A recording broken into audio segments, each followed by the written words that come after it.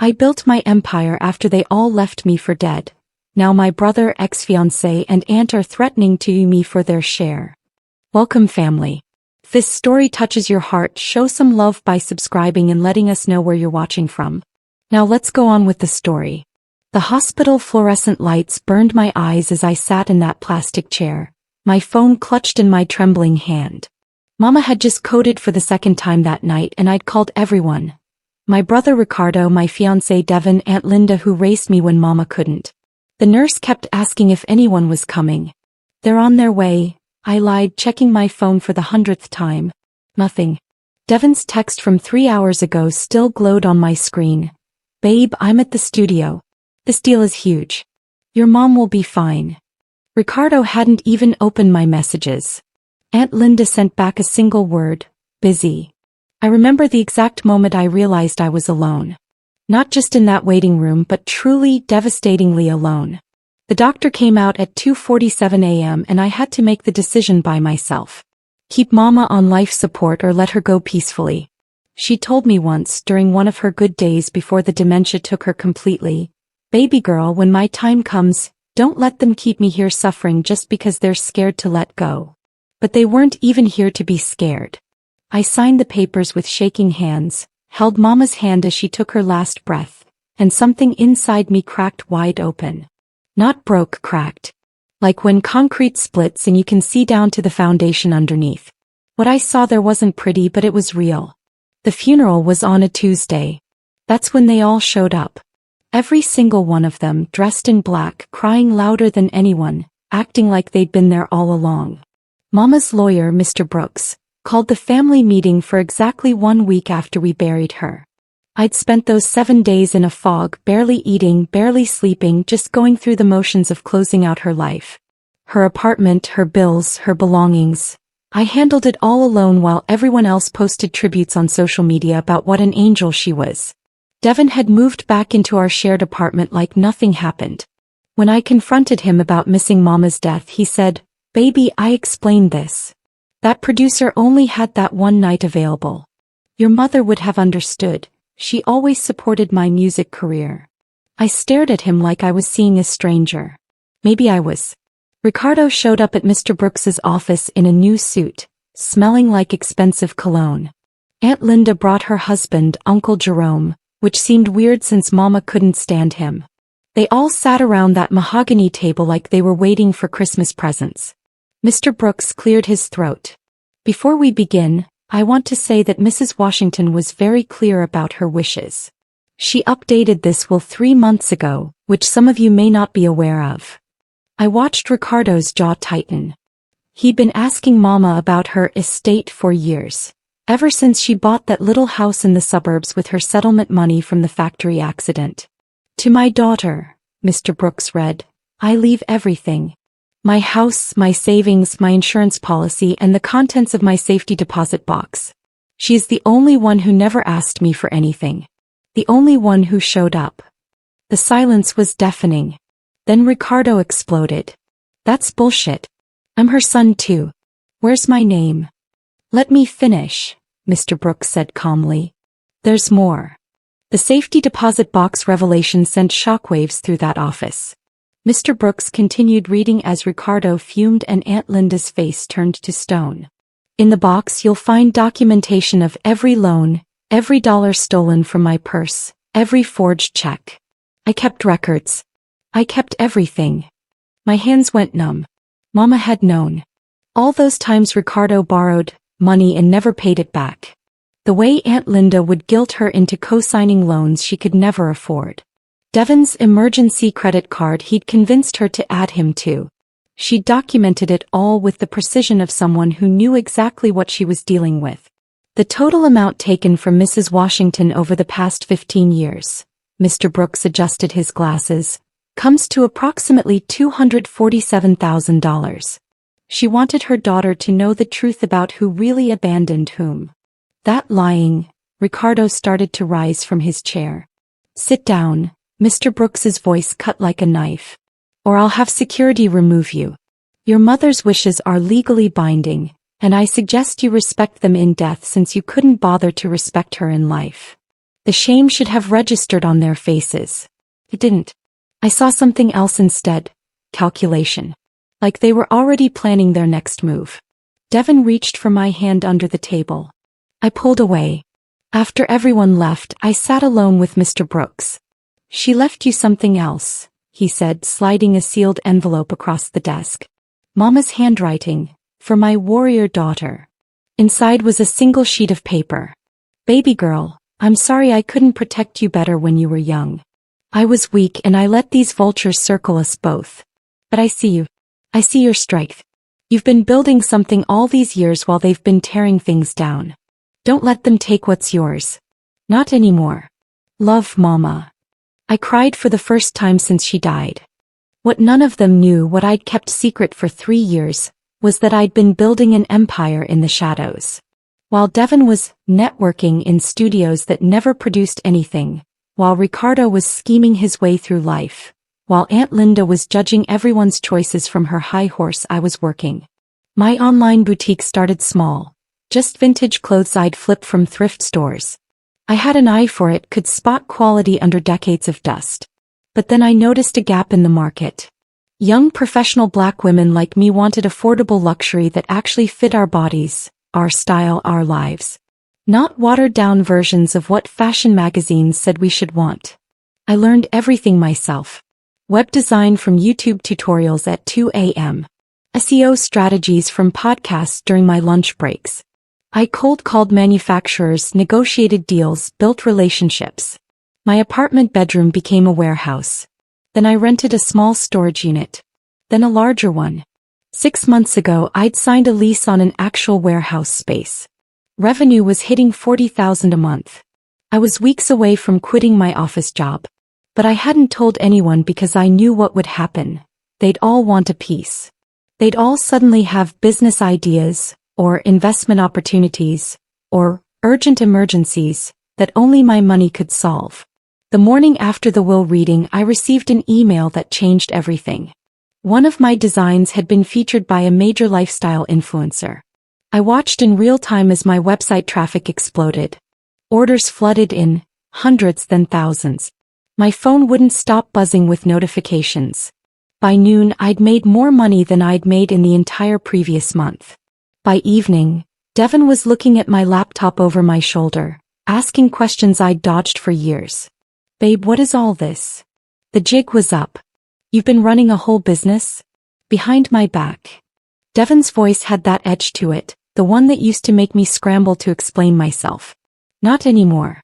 It's not behind your back if you never bothered to ask what I was doing, I said, closing my laptop. We were in the living room of the apartment we'd shared for 2 years. The apartment I'd been paying 70% of the rent for while he invested in his music career. How much are you making? There was. Not congratulations. Not pride. Just how much? Enough, I said carefully. Enough for what?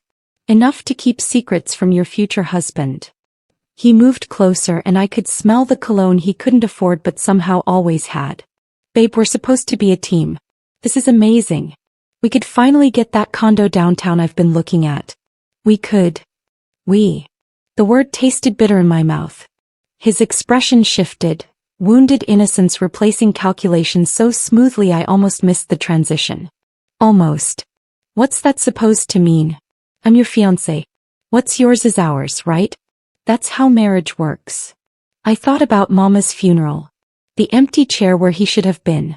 The text messages I'd sent him while she was dying. Please come. I need you. Read receipts showing he'd seen them, choosing his studio session over my devastation. Where were you when she died, Devon? Don't do this. Don't make me the bad guy because I was trying to secure our future. That producer could have changed everything for us. Did he? Silence. Did that producer sign you? Did that once-in-a-lifetime opportunity turn into anything at all?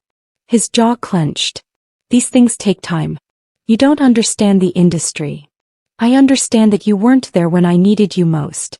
I understand that you've been about to blow up for 5 years while I've actually been building something real. So what, you made some money selling clothes online and now you think you're better than me? The conversation spiraled from there. Ricardo showed up at my warehouse 3 days later with a business proposal. I'd changed my address on all my business documents, but somehow he'd tracked me down. That should have been my first warning.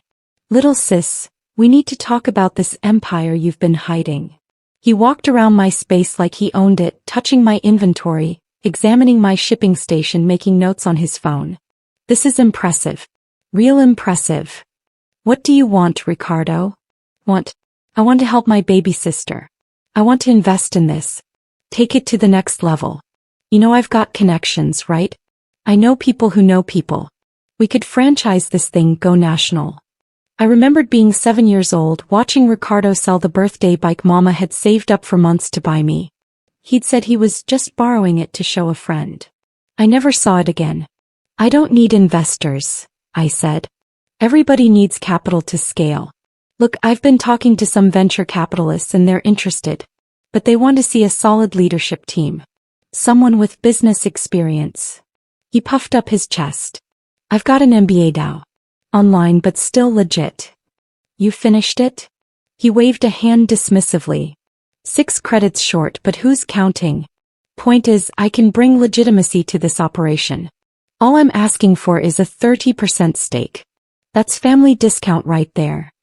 30% of a business I built from nothing? Of Mama's money, he corrected, and there it was. The real reason for this visit. That inheritance should have been split between us. You know it. I know it. We could go to court about it, make this ugly, or we could be smart. Bring me on as a partner and I'll drop any claim to Mama's estate. Get out. His expression hardened. You're making a mistake. The mistake was letting you in here in the first place. Security. I called to Jerome. Yes, Uncle Jerome, the same one married to Aunt Linda. I'd hired him as my warehouse security guard 2 months ago when he'd told me in confidence that Linda was bleeding him dry. Funny how things work out. Ricardo's face went purple when Jerome walked in. You're working for her? Man's gotta eat, Jerome said simply. And unlike your aunt, this lady pays on time. That night, Ricardo sent a text to the family group chat. Y'all need to know what your precious princess is really up to. The war had officially begun. Aunt Linda scheduled a family meeting at her church, deliberately choosing a public space where she thought I couldn't make a scene. She'd always been strategic like that, using religion and respectability politics as weapons. I grew up watching her wield them against Mama, making her feel small for every mistake, every struggle, every imperfect choice. The meeting was set for Sunday after service. I arrived to find not just Ricardo and Aunt Linda but Devon too. They'd coordinated. The 3 of them sitting in the fellowship hall like some kind of tribunal. Baby, I'm so glad you came, Aunt Linda started, her voice dripping with false sweetness. We've been so worried about you. Grief can make us do irrational things, make bad decisions. What decisions would those be? I asked, staying standing while they sat. This business venture. This refusing to share your blessing with your family. Your Mama wouldn't want this division. She placed a hand over her heart. I raised that woman when she had nothing. I supported her through every hardship. And this is how her daughter repays me. Ricardo jumped in. We're not saying you don't deserve success. We're saying family should share in it. That's how we were raised. Really? Because I remember being raised by a single mother who worked 2 jobs while her family drained her dry. I remember her crying over bills she couldn't pay because she'd loaned her last $100 to someone who swore they'd pay her back. I remember a lot of things clearly now. Devon tried a softer approach. Babe, nobody's attacking you. We just want what's fair. I've supported your dreams for years. Doesn't that count for something? Supported. The laugh that came out of me was sharp, bitter. You mean the rent I paid while you worked on your mixtape? The groceries I bought while you networked? The bills in my name because your credit was shot? That kind of support. I was building a foundation for our future. You were building nothing while I built everything. I turned back to Aunt Linda. And you want to talk about supporting Mama? Let's talk about the $20,000 loan you convinced her to co-sign when you knew she couldn't afford it.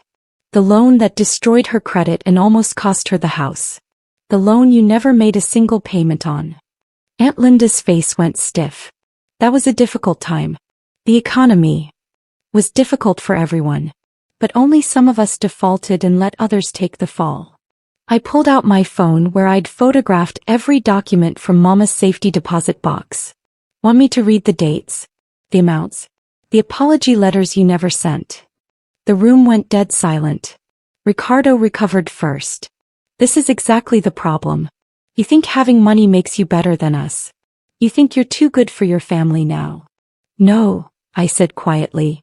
I think I'm finally good enough for myself. There's a difference. That's when Aunt Linda played her final card. Then you leave me no choice. I'm contesting the will.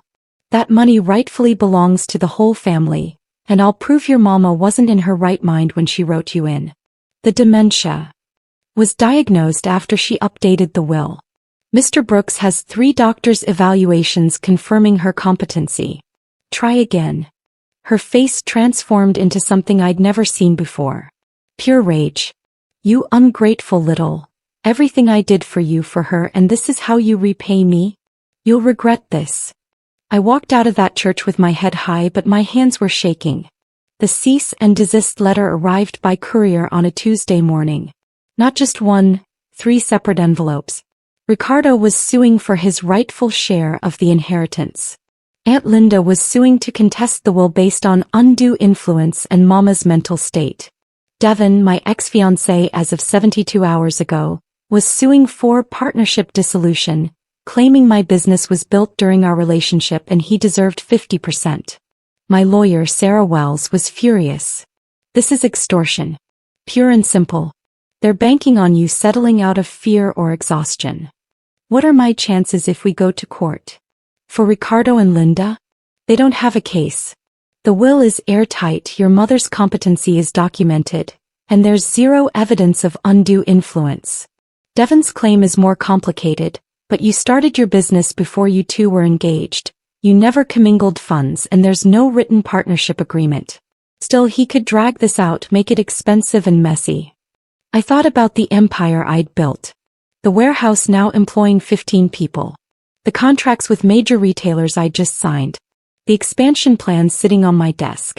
The women who depended on me for jobs, for products that made them feel beautiful and powerful. How much would settling cost me? I asked. Sarah named a figure that made my stomach drop. That's if you settle with all 3. Individually, Devin might take $50,000 to go away. Ricardo wants $100. Linda's asking for $200 plus a monthly allowance from your business profits. $400,000 total? Approximately. Plus my fees for handling the negotiations. I looked out my office window at the warehouse floor below. Hannah was training 2 new employees on the shipping software I'd developed. Maria was on a call with a supplier, negotiating better terms than I'd ever gotten. These women, these jobs, this community I'd built. It was worth fighting for. No, I said. We're not settling. Not 1 penny. Sarah smiled. Good. Because I was hoping you'd say that. Let's bury them. But that night someone threw a brick through my warehouse window. No note, no message needed. The threat was clear. Devin made sure the story went viral. He'd always had connections with local bloggers, people who ran gossip sites and community news pages. Within 48 hours, I was the villain in a story about a heartless daughter who abandoned her family after coming into money. The headlines made me sick. Local entrepreneur refuses to help family in need. Woman forgets her roots after finding success. Family left behind as boutique owner gets rich. They interviewed Ricardo, who cried on camera about how money changed her. They talked to Aunt Linda, who spoke about raising me like her own, only to be discarded. Devin gave a particularly painful interview about how I'd hidden my success and abandoned him when things got hard. None of them mentioned Mama's funeral, the loans, the stolen money, the years of emotional manipulation. Of course they didn't. My phone exploded with messages. Half were supportive from people who knew the real story. The other half were vicious attacks from people who believed the narrative Devin had spun.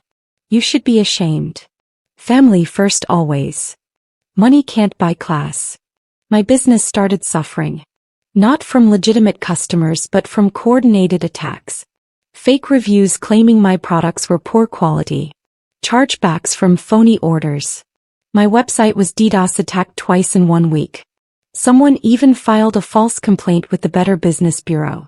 I wanted to fight back to tell my side, but Sarah advised against it. Don't engage.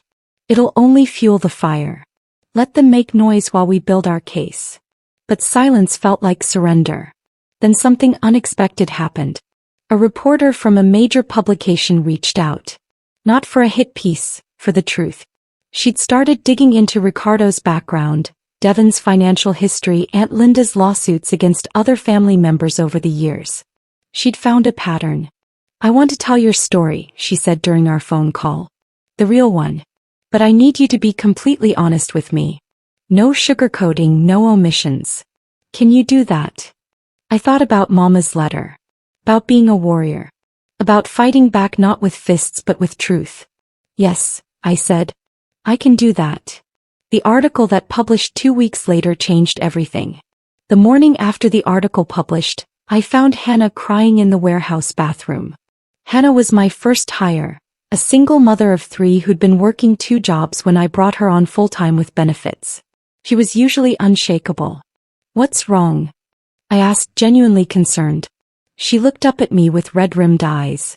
I need to tell you something and you're probably going to fire me. My stomach dropped. What happened? Your brother approached me 3 weeks ago. Offered me $5,000 to sabotage your inventory system. Said you owed him money and this was just him getting what was rightfully his. She wiped her eyes. I told him no, obviously, but I didn't tell you because I was scared. Scared he'd come after me, scared I'd make things worse for you. But after that article, after seeing what they're really like, I can't keep quiet anymore. I pulled her into a hug. You're not fired. You did the right thing telling me now. There's more, she whispered. He approached Maria too. And David in shipping. He's been trying to build a case that you're mismanaging the business, treating employees badly. He wanted us to lie in court statements. Rage burned through my veins, but I kept my voice steady. Did anyone take him up on it? No. Everyone here loves working for you. You pay fair, you treat us like humans, you've helped people through real hardships. Maria's son's medical bills? David's eviction crisis? You showed up. Your family never has. That afternoon I called an all-staff meeting. 15 employees gathered in the warehouse, looking nervous. I'd never called everyone together before. I need to be transparent with you about what's happening, I started. My family is suing me. They're trying to claim ownership of this business, of your jobs, of everything we've built together. They've been approaching some of you, trying to manipulate you into helping them. The room erupted in angry murmurs. I held up a hand. I'm telling you this because you deserve to know the truth. And because I need you to understand, if they win, this place changes. Your benefits might disappear. Your job security vanishes. Everything we've built as a team gets torn apart by people who care about nothing except what they can take. What do you need from us? Maria asked. The truth. If they approach you again, document everything. Record conversations if you can. Forward emails. We fight this with facts and evidence. Jerome stood up. Some of us have already been doing that. We got your back, boss. The solidarity in that room made my eyes sting. This was family. Real family. The kind you choose who choose you back. The day before the court hearing, Devon showed up at my apartment. Our old apartment. I'd moved out 2 months ago, but he somehow got past security in my new building. That should have terrified me. Instead, I felt nothing but cold determination. Babe, please. Can we just talk? He looked terrible, unshaven, eyes bloodshot, clothes rumpled. Part of me wanted to care. That part was getting smaller every day. You have 30 seconds before I call the police. I made a mistake.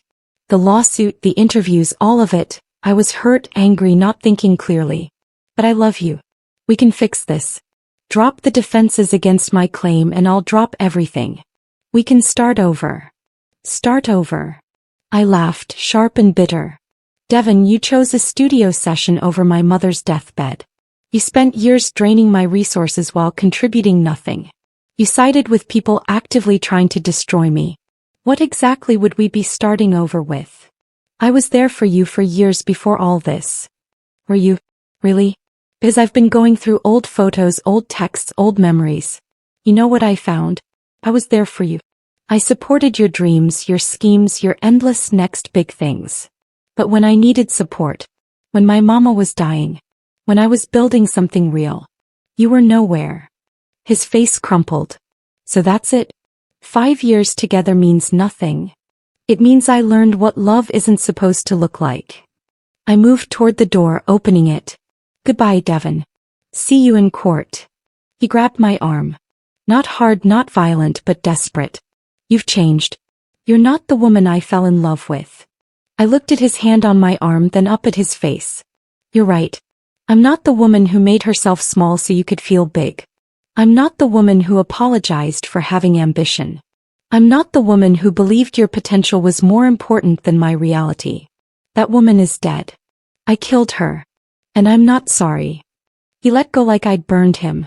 After he left, I sat on my couch in my apartment paid for with my money, and finally let myself cry.